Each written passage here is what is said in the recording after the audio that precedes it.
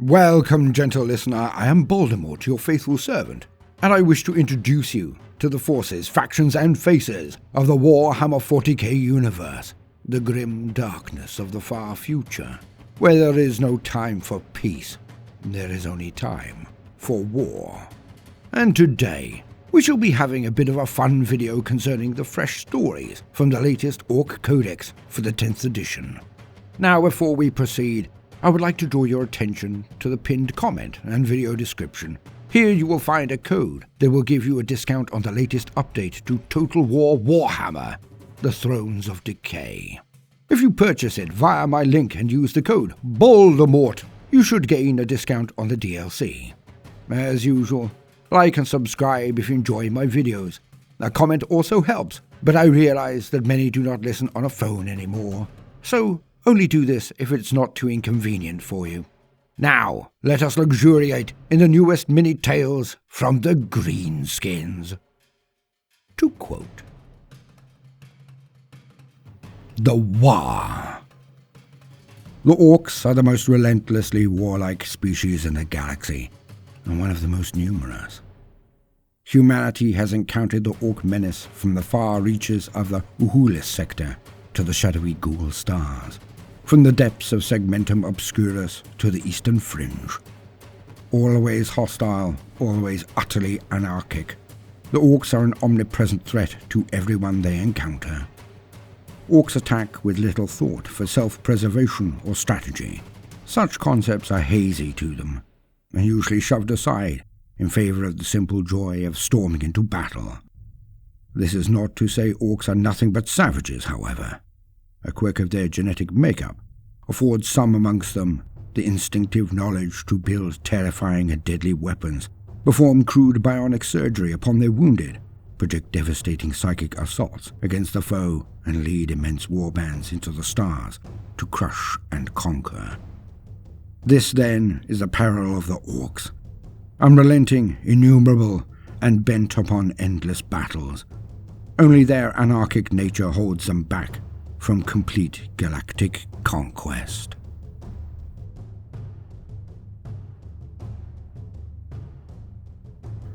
Grand Warlord Ghazghkull, prophet of the War, stomped over a battlefield of corpses, wreckage, and splintered rockcrete. Strong winds howled, rivaling the noise of cannon fire and the clash of blades. The gale whipped smoke and flame across the dark plain, and banks of cloud rolled over the night sky, threatening an approaching storm front.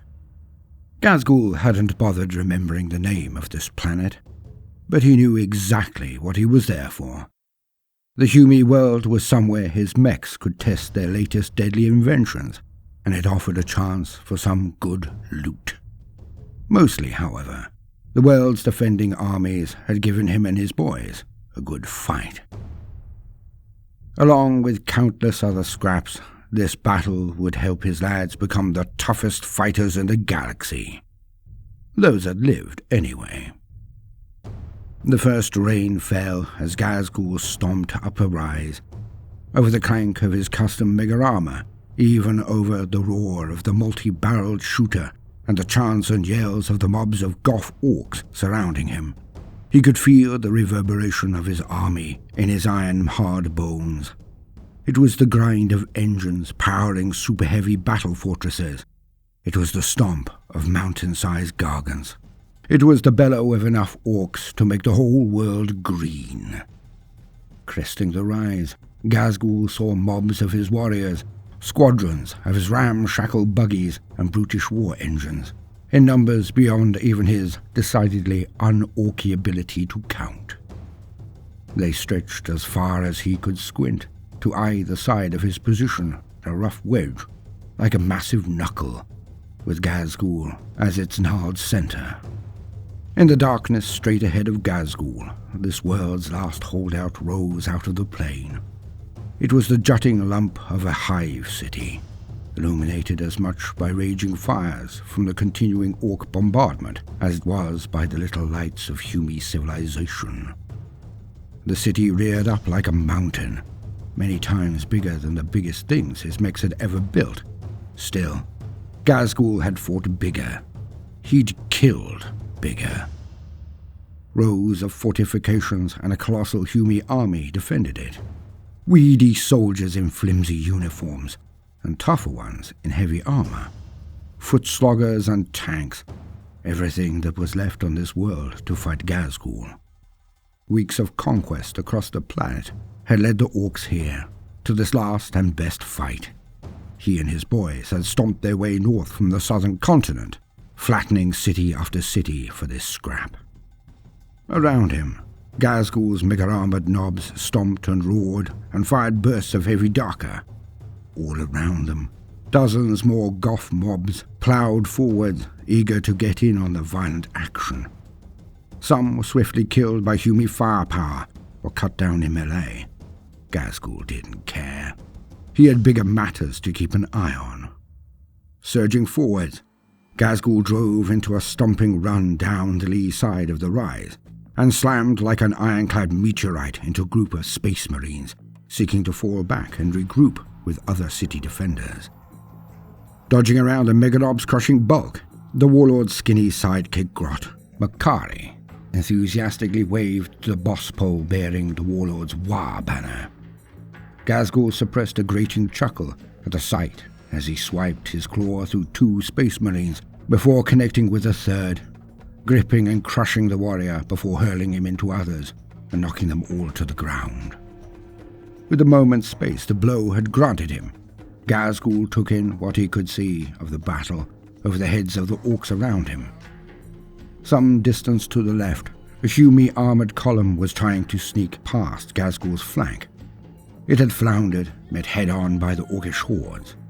Mobs of squig-hog boys, clanking walkers, hordes of Gretchen, spurred on by lash-wielding runt herds and heavy rigs with smoke-belching engines, or pulled by enormous trampler squigs, all pounded headlong into the Hume ranks. Many of the Orks bore the black and white checks and horned crest of the Goth clan. But Ghazghkull also saw the cruder markings of snakebite mobs too. The bionic bellow of Big Boss, Rockguts, could be heard over the din, the snakebite boss hoping to prove to Ghazghkull that he was harder in the head than the Hume tanks were. Among the throng were splashes of lucky blue, on various ramshackle Deathskull vehicles heading at ramming speed towards the Hume tanks. The thieving gits were probably aiming to pulp the enemy crews so they could loot what remained of their tanks, Ghazghkull assumed. The Grand Warlord flicked his gaze briefly to the right. The hurricane of oily smoke and dust thrown up by an Ork cult of speed swept forward at breakneck pace, underlit by the flash of explosions and the odd fireball of pinwheeling buggies. As the filthy stormfront's leading edge was a smear of red, yellow and black. Red-clad evil sons Orks on heavy war bikes or clinging to hurtling trucks were outpacing their rivals. But Goth buggies and over-equipped Bad Moon Deathcopters weren't far behind. Ghazghkull's attention was dragged all the way to the far right of the Hive City's defences by a titanic mushroom cloud that erupted there. The work of Boss Driggett's blood axes and their commando saboteurs, he suspected. Ghazghkull was driven onwards by these sights of Ork triumphs and the resultant spectacular carnage, feeling the energy of the War coursing through him with every act of violence and each thunderous explosion. He smashed every Hume git that dared get near him. He roared. He bossed his lads. He split skulls and burst tanks. He fired ear-splitting salvos of Daka. He was the epitome of everything an Ork longed to be. The loudest threats, jeers, laughter, and infighting amongst the Orks around Ghazghkull filtered past the din. The noise of colossal explosions to his right became almost deafening. He could still hear his Orks thoroughly enjoying the huge fight. Madcap Ork artillery bathed the foe in searing greed energy or threw weird shadows as their bolts earthed explosively amongst the Humes, some malfunctioning so spectacularly that they killed almost as many of their own crews. Ork weird boys, dotted throughout the massive horde, waved totemic staves and let out bursts of ectoplasmic vomit that dissolved screaming foes into glowing slime. Roars and the thunderous ducker of gunfire echoed from the warlord's left. Screaming engines and blazing detonations came from his right. Overhead, the storm had almost hit. The clouds lowered. The noise of thunder joined with the throbbing of flyboy aircraft engines. Ghazghkull had kept moving forward. The noise and angry joy of fighting made him feel invincible. A surge of space marines with fancier armor and longswords suddenly smashed into the Ork advance. Mega knobs were cut down around Ghazghkull. Anger and excitement rose in him. A green haze enveloped his vision. Things began to get a little weird. Ghazghkull heard one of the weird boys jabbering wildly. The luckless Ork levitated, held in place by minders with lengths of chains that were glowing as they tried to aim him before he emitted a gush of green energy. A string of Space Marines' heads exploded as the energy engulfed them, along with a few Orks and that of the weird boy himself. Bizarre echoes and after-images fouled the warlord's senses. Ghazghkull glanced behind himself to see oncoming mobs of Orks shoving and fighting and shooting, with a great green hand at their backs pushing them on. He turned back on the Gits who was fighting with a roar so loud he could feel in his boots. Above him, green stars trembled. A weaker Ork would have paused to wonder how he could see the stars behind the storm clouds. Ghazghkull did not. He knew that they were trembling for fear of him. Bulky green phantasms rushed at Ghazghkull, slashing and punching. He smashed one so hard it shattered into light. More came at him, each bigger than the last. But each step, each crushing thump, he felt himself getting bigger. "I smashed your boys and their big wagons into south!" Ghazghkull shouted at the things fighting him. "I crumped the tech humies and their gizmos in the mountains. I caught your sneaky cruisers what tried to escape. Now, I've come for you!" It was as if he was crunching his way through the hive city, as weedy humming buildings and bunkers collapsed under his boots. Mork's roar growled in his fist and obliterated a looming mountain, seemingly sailing through the smoke-filled sky. The warlord lifted one huge boot and cracked a continent grinding towards him. He saw moons and planets. He reached out Gork's claw and pulped a whole world, feeling it die at his hands and hearing a tectonic grunt of pain as he did so. He forged on, stomping, shooting, roaring. At some point, he left the shrinking world behind. Beneath his feet, the whole green galaxy was the battlefield. There were stars all around him, cracking and booming like infinite mega-ducker. The flash and noise seemed random at first.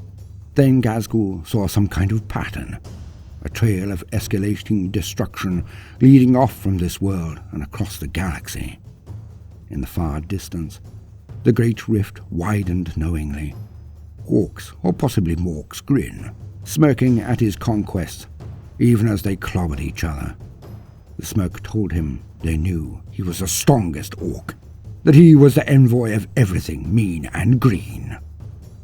Ghazghkull blinked his remaining eye. He was back in the noise and blood and the destruction of the battle. He realized the roar was his and all the Orks around him, a war cry mighty enough to bring on a vision of his destiny among the stars, to catch the attention of Gork and Mork. Piles of broken corpses surrounded him, Orks and Humies. He was in the midst of the Humie lines. He realized that he had smashed right through and turned to see the trail of destruction he had carved. Mobs of Orks were yelling exuberantly, running forward into the breach he had smashed. They were chanting his name. They were chanting their clans. They were bellowing and laughing for the joy of the fight. Ghazghkull roared again, hearing his war cry taken up again by countless Orks around him. With the greatest Ork warlord at their head, a green tide of muscle, iron, violence, and unbridled joy rolled like an unstoppable avalanche into their enemies. Wah!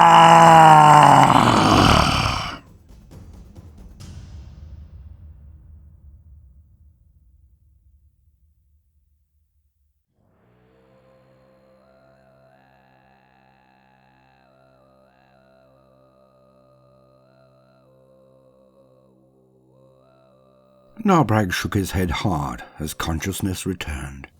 Dust and bits of asteroid cascaded onto the runt boss's leathery face. He wondered what the zog had happened. A dismembered snotling arm fell out of his ear. He didn't remember putting it there.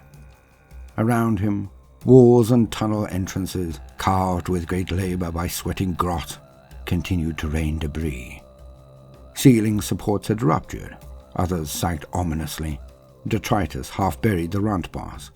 Splintered cages, snapped chains, broken machinery, lumps of reeking dung, sloughs of rock and pulped fungus were all mixed up with squashed bits of bloodied runt, and twitching squigs burst like ripe fruit.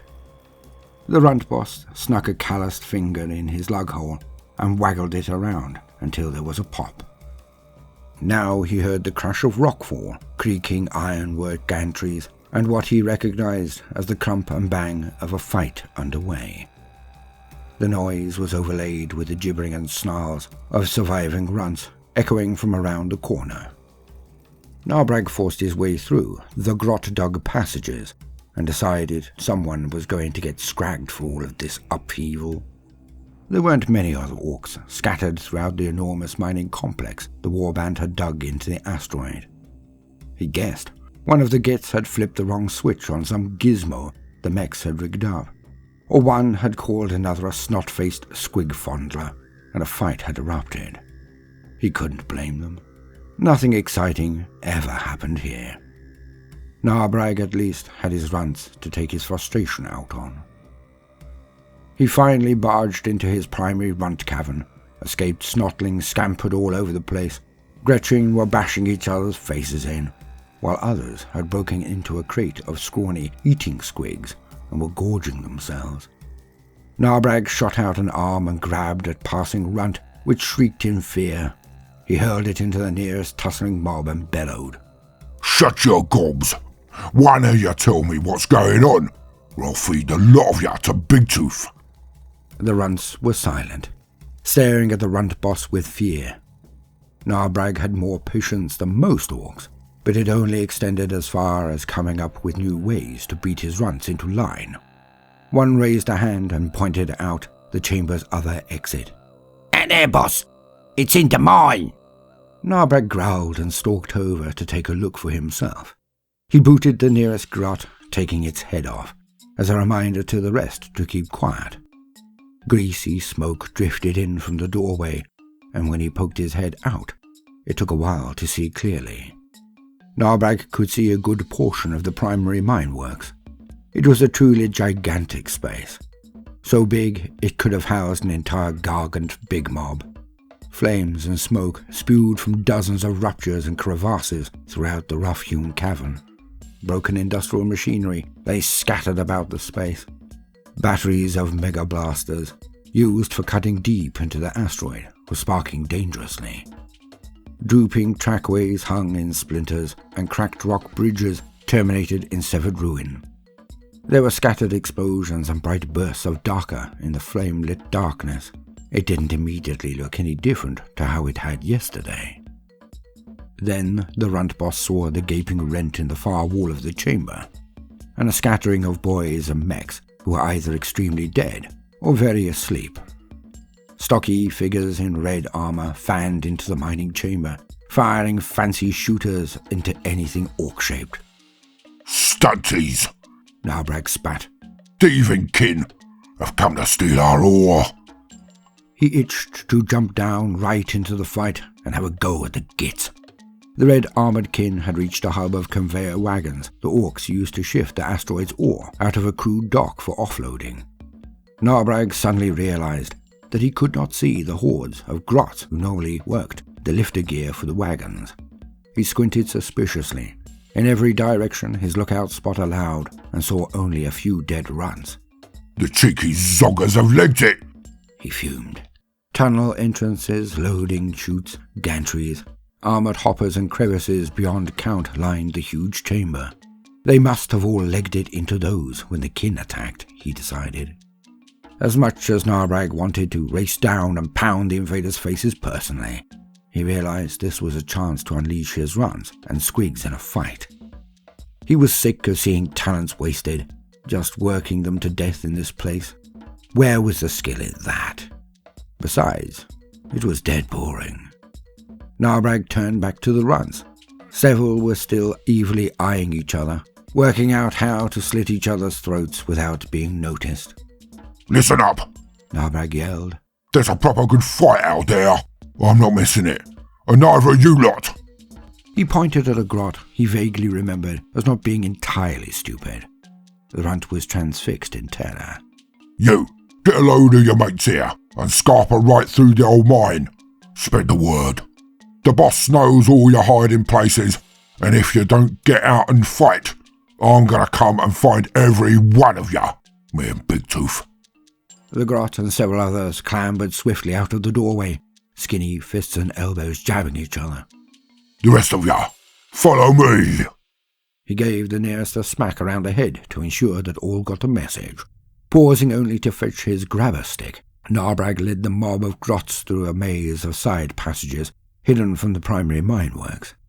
He had no firm plan for dealing with the kin, but he wanted to set loose, or boot into action, every runt and squig he could find. Narag and his retinue of runts dodged in and out of the mineworks side passages. As his threat spread throughout all the hidden tunnels, his herd grew. Individual runts filtered into his mob, bringing bits of gossip about where they'd spied the kin going and how many there were. Around the mineworks themselves, Narag found several mobs of Gretchen, hiding behind scrap heaps, in huge craters, or in the cracks of broken-down machinery. With skillful and frequent use of his grabber stick and his fists and boots, Narag bullied one group of wretched runts after another to attack the kin.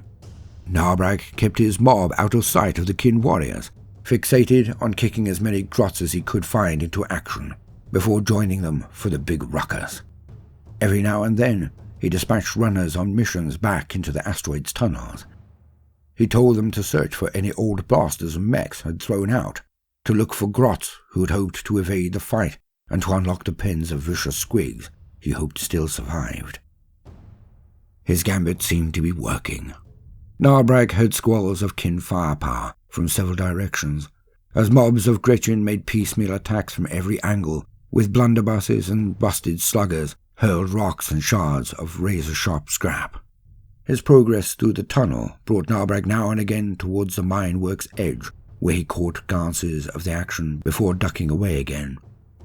There were grots up on the ceiling, chiseling away at lumps of rock that were plummeting down on the kin positions. He saw others firing up the engines of mine carts packed with explosives, before sending them off down surviving trackways towards the invaders. Narag came across several trembling crews of the lifter gear and mega blasters. Enraged, the runt boss punted a few of the grots through the air with his grabber stick until the rest caught the gist and scrambled back to their posts. By now, bursts of kin firepower were near constant. Narag's threats had spread enough to force sneaky mobs of Gretchen to converge on the invaders from all over the mineworks, crawling up from processing pits and taking pot shots with crew blasters from overhead gantries. The runts died in droves, survivors panicking and fleeing, but more and more replaced them, and, if the most recent new arrivals were to be believed, some had instead used their cunning merely to hide and would reappear any minute to join the fun. Narag's growing mob had circled more than half the primary mineworks, the runt boss's intimidating roars motivating more and more grots and snots into the fray. He didn't even have to lie to them anymore about how many of their mates would be there to help them out. The tiny screech of Gretchen war cries and the patter of their near-worthless Daka could be heard more often. Narag's mob at least reached the rough workshop arena that had been the domain of the mechs. He spied what he was looking for, a mismatched mob of killer cans chained up out of harm's way. The mechs had made them to fight Narag's biggest squigs, each other or any orc who fancied their chances in bouts meant to stave off boredom. Standing well back, Narag ordered his grots to unchain the straining cans. As soon as they were loose, their piston-driven legs went into overdrive. Metallic shrieks blared from their emitters as they gambled off in the direction of the mineworks. Narag had had enough of this organising and strategizing lark. He thought there might well be enough grots involved now to make the fight last long enough to be interesting. He led his mob out into the mineworks and was met by the glare of mega blaster shots bursting open huge chunks of rock and machinery. In the afterglow, he could see the kin ahead and runts, his runts, swarming all around them. They stabbed and gouged and shrieked and clawed at the now grim-faced kin. Killer cans bludgeoned and hacked their way through in bloody sprays of violence, and even the big guns took enough shots to make several count spectacularly. A roar welled up from the far side of the minework, reverberating in Narbrag's boots. The runt boss grinned. Big Tooth, his favourite squig, bounded into view, hurling kin, grots and slabs of scrap in all directions. Narbrag howled in delight and waded into the scrap himself. There you see, the odds is in your favour, just like I told ya.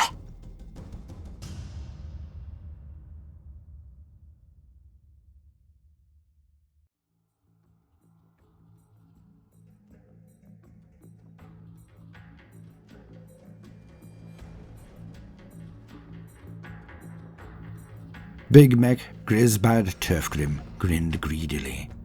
He drank in the battlefield before him with no small amount of awe, leaning on a pile of scrap atop a rocky outcrop that gave him a good view over the valley. In the distance, visible in gaps between thick drifting smoke, a fortified factorum was built into a cliff face on the other side of the gorge. Grisbad couldn't pronounce its fancy name, but it was clearly some kind of Humy mega workshop. Huge stacks belched fumes and funny-coloured sparks, while ziggurats topped with multiple heavy weapons emplacements far down into the valley. Sprawling around the factorum's towering walls, the army of Grand War Boss Ghazghkull was trying to chew its way through the defending army of spiky bionic boys. Iron Warriors, Ghazghkull called them. Mobs of Ork infantry, buggies, gun wagons and killer cans were fighting their way towards the gates. On Grisbad's outcrop, looters, mech guns and other contraptions fired into the armoured Iron Warriors. They gave enthusiastic shouts and whoops of unbridled joy at the noise and destruction their overpowered payloads created. Ghazghkull's Orks hugely outnumbered the Chaos Bionic boys, but the Iron Warriors' resilience was proving hard to crack. That was even with the presence of Git Thumper, Ghazghkull's prize stomper, which was smashing anything in reach.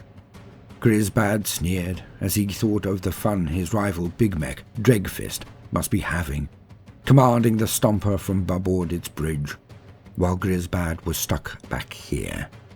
Still, he thought, patting his shock attack gun, I get to play with this. It was not just Iron Warriors the Orks faced here, however. They had brought mates to the fight. Big stompy mates with loads of guns. The towering Chaos Knights bore dark red armour covered in spiky bits and skulls. They were daubed with weird glyphs that made Grisbad's head hurt when he looked at them. But then, he thought, you couldn't have everything. Even the weedier knights were several times as big as Warboss Ghazghkull was. But there was the one that was even bigger.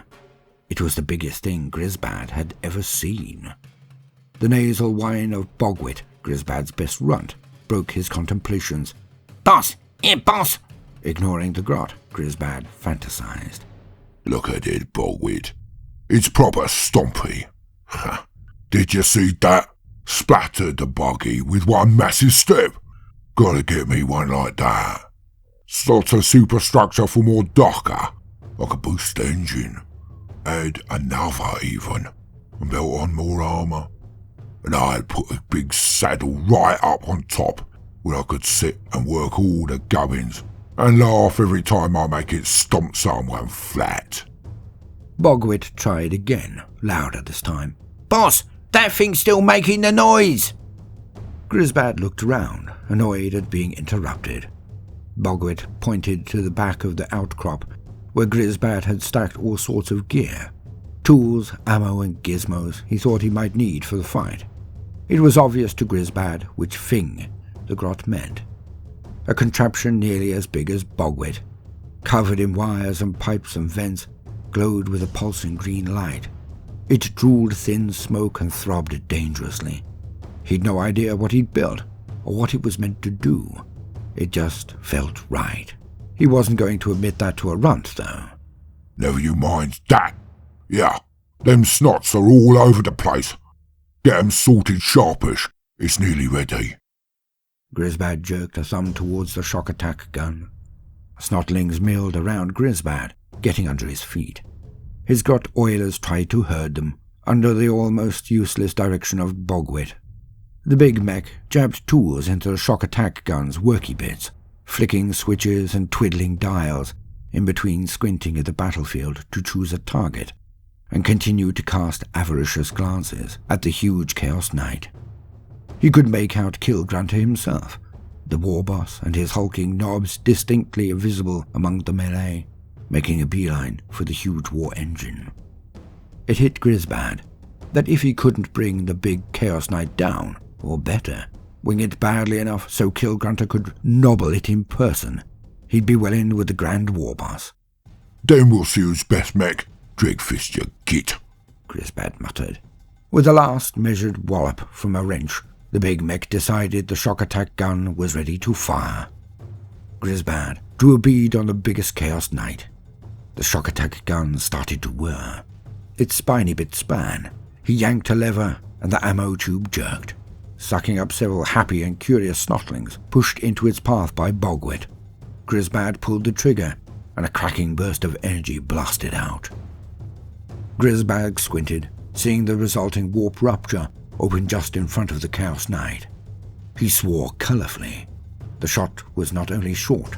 The snotling ammunition had emerged as a shower of boiling blood and bone splinters that splashed against the Chaos Knight's iron shield in a flash of superheated gore. Grisbad fiddled with the controls again, shouting at Bogwit to round up more snotlings as he tried to work out how to feed more power into the gun. He glanced up to see if his target had moved and realized the Chaos Knight had turned towards his outcrop and was stomping in his direction. The huge construct fired a massive beam of energy, detonating a pair of mech guns lower down the rise. The explosion of their ammo stores killed several looters. After a moment more tinkering, Grisbad fired again. A direct hit. He roared in delight, snatching up a multi-lens scope from his tool belt to see what damage he'd caused. The Chaos Knight's knee joint was rammed with squashed snotlings, while others, wide-eyed in terror, scrabbled pathetically at its armor. Some were gnawing at the nest of cabling. There was a flash as they were suddenly burnt to a crisp.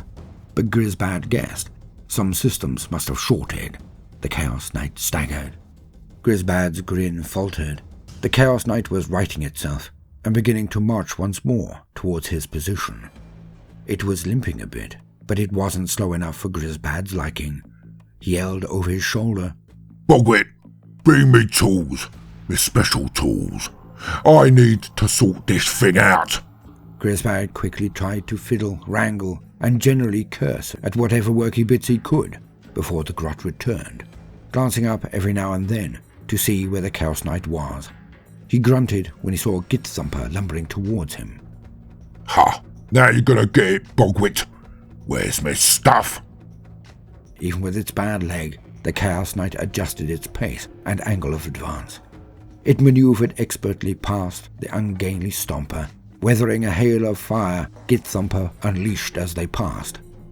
Grisbad saw the stomper didn't make any effort to slow or turn, but instead trampled onwards into the Iron Warriors.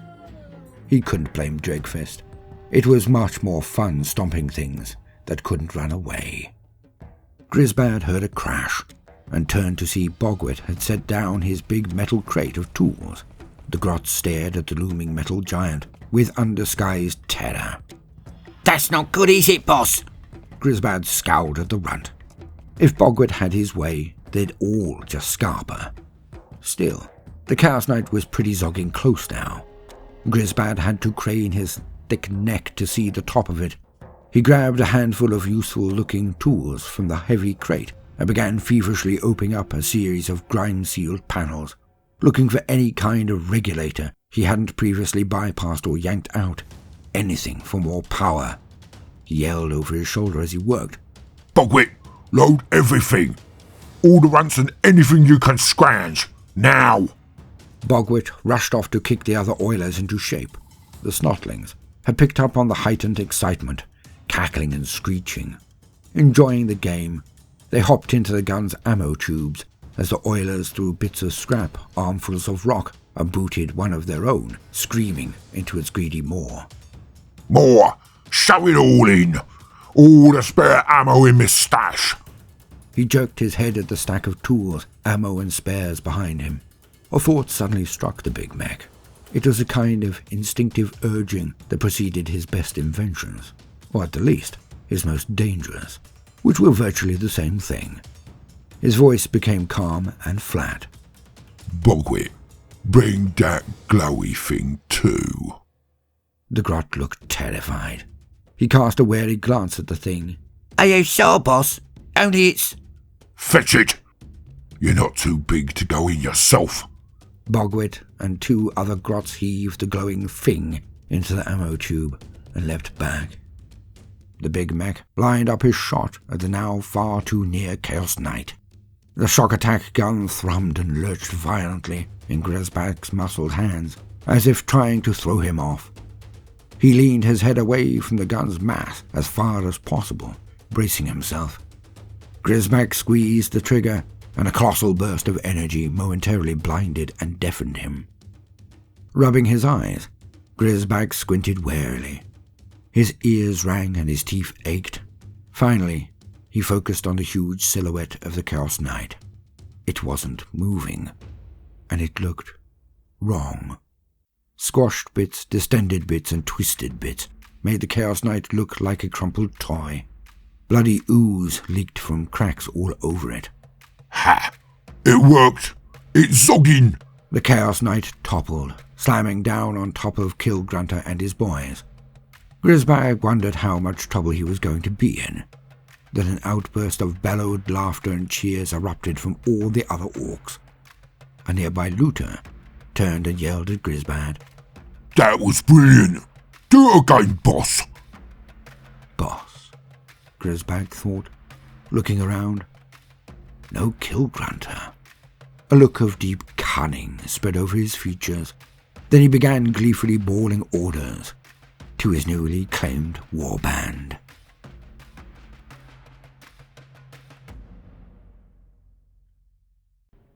End quote. I have been Baldermort, your faithful servant. Now don't forget the discount on the DLC for Total War, nor to like and subscribe if this has been your jam, as the kids say these days. And thank you for your precious time. Now, no matter what you do today, do try to make some time for fun. Toodaloo.